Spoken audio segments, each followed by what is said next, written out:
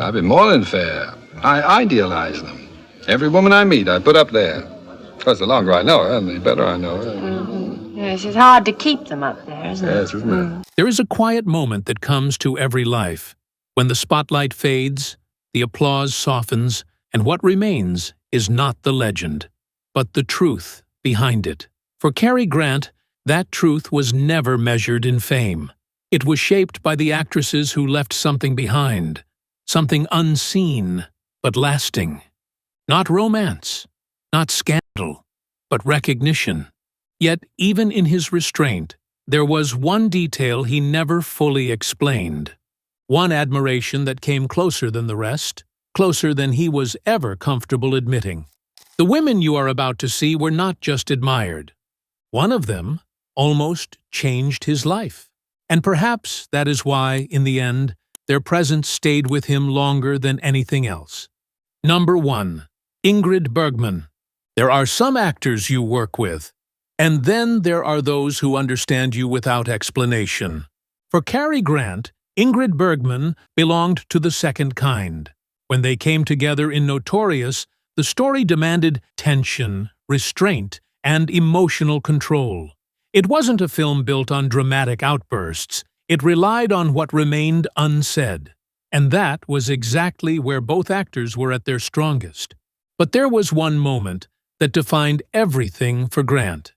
A quiet exchange, where Bergman's character looks at him, not pleading, not explaining, just holding something back. No raised voice, no visible desperation, only controlled feeling, just beneath the surface. And in that instant, Grant didn't need direction. He recognized it, because that was his language too.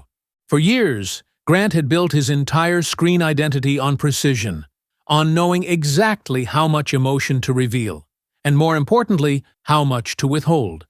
But with Bergman, he didn't need to adjust. She was already there, matching him, not competing, not overpowering, aligning. Off-screen, there was a mutual respect that didn't need to be spoken loudly. Grant admired her discipline, her ability to remain emotionally present without ever losing control. She didn't reach for the scene. She allowed it to come to her. And that, to him, was rare. Years later, when he reflected on actresses who truly stood apart, Bergman's name carried a different kind of weight. Not because she challenged him, but because she met him at the exact same level. A level few ever reached. Ingrid Bergman didn't force emotion. She trusted it to exist quietly and completely. And Cary Grant understood that better than most. Because sometimes the deepest admiration isn't about distance, it's about recognition. Number 2. Grace Kelly. By 1955, when Grace Kelly stepped onto the sunlit set of To Catch a Thief, Cary Grant had already spent decades perfecting control of timing, of image, of emotion. Nothing on screen was accidental. Every glance, every pause, calculated. And yet, with Kelly, something felt different. She didn't calculate. She arrived. From the very first scenes along the French Riviera, Grant recognized a quality that couldn't be taught. Kelly moved through each moment with a natural authority, never rushed, never uncertain. Where other actresses might try to capture elegance, she simply existed within it. And that distinction mattered deeply to Grant. He watched closely, not critically, but carefully, because actors like him were always measuring truth. And in Kelly, he found very little to adjust to. She matched tone instinctively. She understood silence. She knew when to let a moment breathe instead of filling it. That kind of instinct couldn't be directed. Their chemistry became one of the film's quiet strengths, not explosive, not theatrical, but balanced. There was a rhythm between them built on mutual respect. Grant never needed to dominate a scene, and Kelly never needed to prove herself. The result was something rare, two performers meeting at the same level of restraint.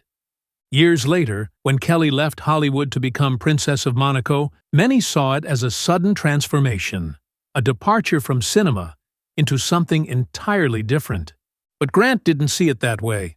To him, It wasn't a change. It was a revelation, as if the world had simply caught up to what she already was.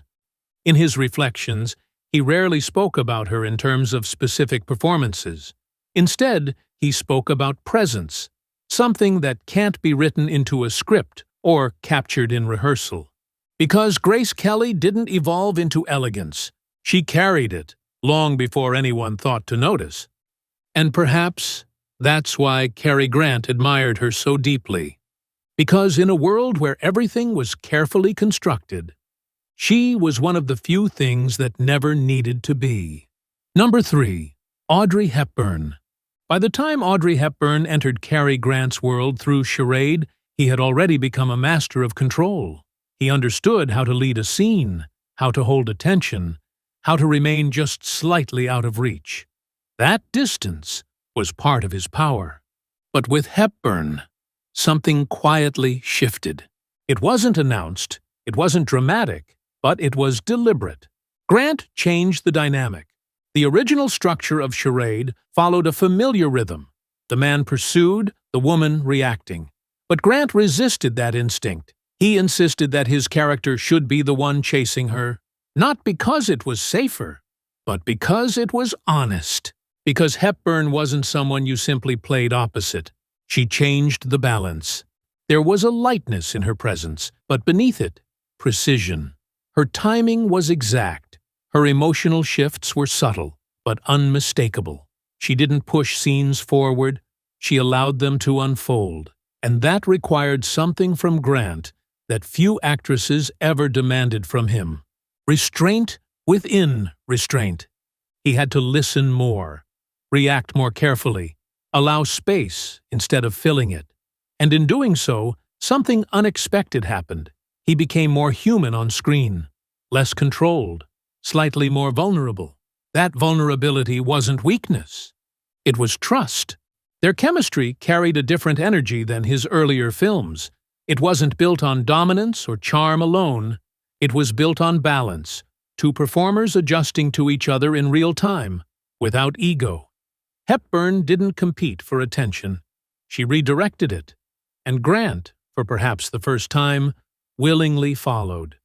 Years later, when reflecting on actresses who left a lasting impression, her name carried a different tone. Not admiration from a distance, like Bergman.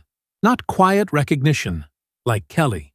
Something more immediate. Because Hepburn didn't just fit into his world.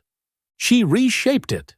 In a career defined by control, Cary Grant found something rare in Audrey Hepburn, someone who didn't need to take the lead, to become the center. And perhaps that's why he chose to chase her, because some actresses don't ask to be followed. They simply make it inevitable. Number 4, Katharine Hepburn. There are some actresses who complement a leading man, and then there are those who confront him. For Cary Grant, Katharine Hepburn belonged firmly in the second category. By the time Grant observed her performances, particularly in the Philadelphia story, he had already established his own screen identity. Controlled, composed, emotionally measured. His strength was subtlety. His authority came from what he chose not to show. But Hepburn operated differently. She didn't withhold presence. She projected it, clearly, intelligently, without hesitation. There was nothing uncertain about her. Every line delivered with intention. Every pause filled with thought rather than restraint. And that created something unusual. She didn't adapt to the man beside her. She required him to rise. Grant admired that, not because it made scenes easier, but because it made them honest. Hepburn brought an intellectual sharpness that cut through performance. She wasn't interested in maintaining illusion for its own sake. She wanted truth, and truth, in her hands, was often direct, even uncomfortable. For an actor like Grant, whose brilliance often lay in refinement, this was a different kind of challenge. Hepburn didn't allow emotional distance to become a shield. She pushed against it, questioned it, and in doing so, she revealed something deeper, not just about the character, but about the man portraying him. There's a quiet respect that forms between performers who understand each other's strengths without needing to soften them. Grant never tried to outmatch Hepburn. He didn't compete for dominance. Instead, he recognized her force and adjusted with precision, not resistance. That balance created something rare, tension without conflict. In later reflections, when Grant spoke of actresses who truly stood apart, Hepburn's name carried a distinct weight, not because she fit his style, but because she challenged it. Because admiration for him was never about comfort. It was about recognition. Katharine Hepburn didn't follow the rhythm of the scene. She set it. And for a man who built his legacy on control, Cary Grant understood exactly how rare that was. Because some actresses share the spotlight, and some make you reconsider how it works. Number 5. Sophia Loren. By the late 1950s, Cary Grant had mastered distance, not just on screen, but in life.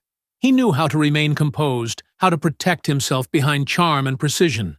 Emotion, for him, was something to be measured, never surrendered. And then came Sophia Loren. When they worked together on Houseboat, something shifted. Not dramatically, not all at once, but enough to be felt. Loren brought with her a warmth that didn't rely on technique. It wasn't calculated, it wasn't restrained. It was open, alive in a way that stood in contrast to everything Grant had carefully built. He noticed it immediately. She didn't approach scenes with distance. She entered them fully.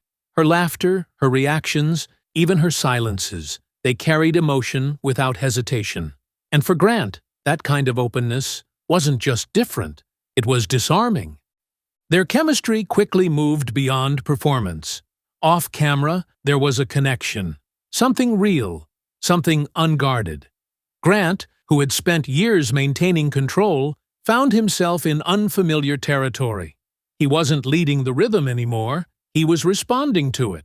There were moments, quiet, almost unspoken, where it seemed possible that his life might change direction entirely, that this connection might not remain within the boundaries of a film set. But life, like cinema, doesn't always follow the path we imagine. Loren, grounded in her own values and future, chose a different direction. And Grant, understanding more than he expressed, allowed it. What remained wasn't regret. It was recognition. Because Loren represented something he rarely allowed himself to experience, emotional immediacy. A life lived without the constant need for control. And even if it didn't last, it left an imprint that stayed with him long after the cameras stopped rolling. In later years, when he reflected on the actresses who meant something more, Loren's name carried a quiet weight. Not because of what happened, but because of what almost did. Because some people don't just enter your story. They remind you that it could have been written differently. And for a man who spent his life perfecting restraint, Sophia Loren showed Cary Grant something rare. What it feels like to almost let go. Number 6. Deborah Kerr. There are performances that stay with audiences, and then there are moments that stay with the actor himself. For Cary Grant, his work with Deborah Kerr in An Affair to Remember was not built on spectacle or intensity, but on something quieter, something far more fragile. Restraint. From the very first scenes aboard the ship, their connection carried a different tone. There was no need to rush emotion, no need to exaggerate feeling. Every glance between them held weight. Every pause felt intentional. It was a partnership built on trust, two actors understanding that what they didn't show mattered more than what they did. Kerr brought a softness that never felt weak. Her vulnerability was controlled, deliberate, and deeply human. She allowed emotion to exist just beneath the surface, never spilling over, never demanding attention. And Grant, recognizing that precision, matched it with equal care. Then came the promise, the Empire State Building. A meeting not driven by certainty, but by hope. And what followed became one of cinema's most enduring emotional silences, not because of what was said, but because of what wasn't, the absence, the waiting, the quiet realization that something had gone wrong.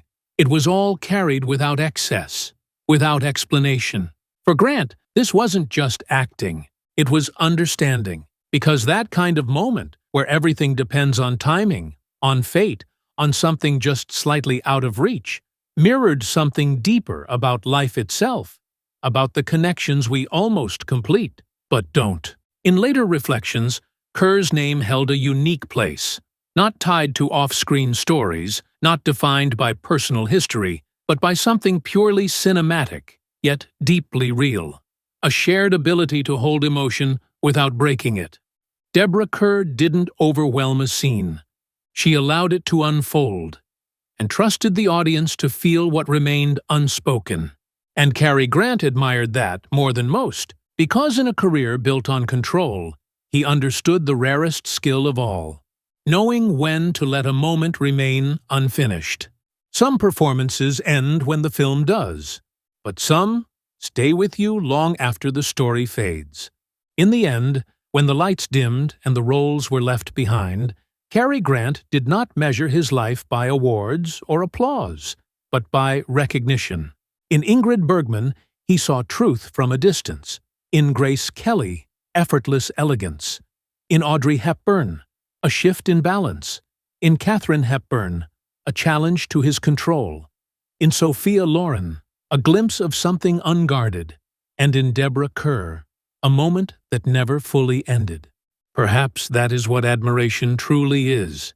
Not possession, not permanence, but the quiet understanding that some people change you simply by being who they are. If this story stayed with you, share your thoughts below. And subscribe for more timeless stories that still echo today.